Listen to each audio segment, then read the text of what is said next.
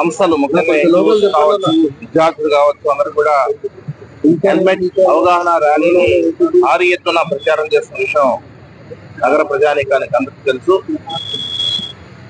ఈ రహదారి భద్రతా మాసోత్సవాల్లో ముఖ్యంగా హెల్మెట్ అనేది కాన్సెప్ట్ గా తీసుకోవడం జరిగింది.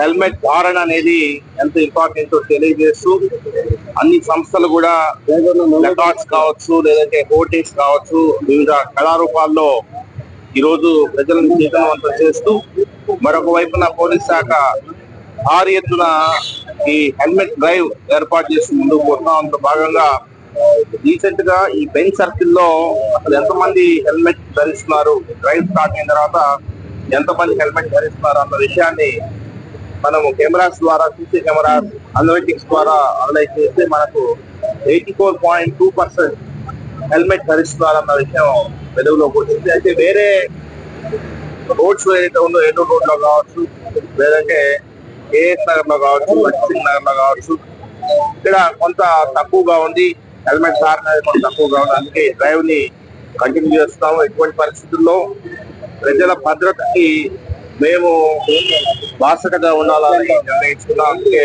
ఖచ్చితంగా హెల్మెట్ లేనిదే నో హెల్మెట్ నో ఎంట్రీ అని, లేదంటే నో హెల్మెట్ నో ఫ్యూయల్ అని, లేదంటే నో హెల్మెట్ నో హైవే అని, ఇలా విధంగా వివిధ రీతుల్లో ఈ యొక్క అవేర్నెస్ క్యాంపైన్స్, అదేవిధంగా ఎన్ఫోర్స్మెంట్ చేపట్టడం జరిగింది, ఒక డ్రైవ్ చేపట్టడం జరిగింది. అదేవిధంగా గత కొన్ని నెలలుగా మనం ఏదైతే ఈ చలాన్స్ ఏదైతే ఉన్నాయో అవన్నీ కూడా ఆగిపోయిన సందర్భంలో ఈ చలాన్ పేమెంట్ డ్రైవ్ కూడా భారీ తీసుకోవడం జరిగింది. అందులో భాగంగా మహిళా పోలీస్ కూడా మనం ఉపయోగిస్తున్నాము. ట్రాన్స్పోర్ట్ డిపార్ట్మెంట్, పోలీస్ డిపార్ట్మెంట్, వివిధ సంస్థలు సంయుక్తంగా నిర్వహిస్తున్న ఈ కార్యక్రమానికి అశేషమైన ప్రజాస్పందన ప్రజల నుంచి ఒక మద్దతు వస్తా ఉంది.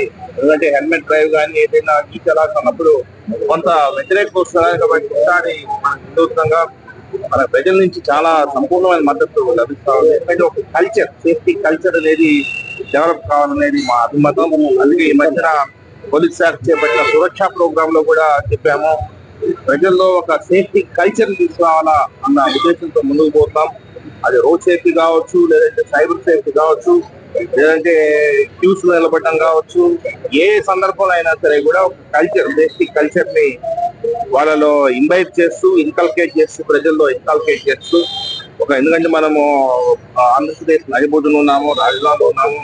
కాబట్టి మనం కొంత డిసిప్లిన్, ప్రజల్లో కూడా కొంత డిసిప్లిన్ తో ముందుకు పోతే మనం అద్భుతమైన ఫలితాలు సాధించవచ్చు. ఎందుకంటే ప్రాణం అనేది ఎంతో విలువైనది. ప్రాణం పోతే మనకు ఒక మానవ వనరులు తగ్గిపోతే మనకు ఫ్యూచర్ అగమ్యగోచరంగా అవుతుంది. కాబట్టి దయచేసి ప్రజలందరూ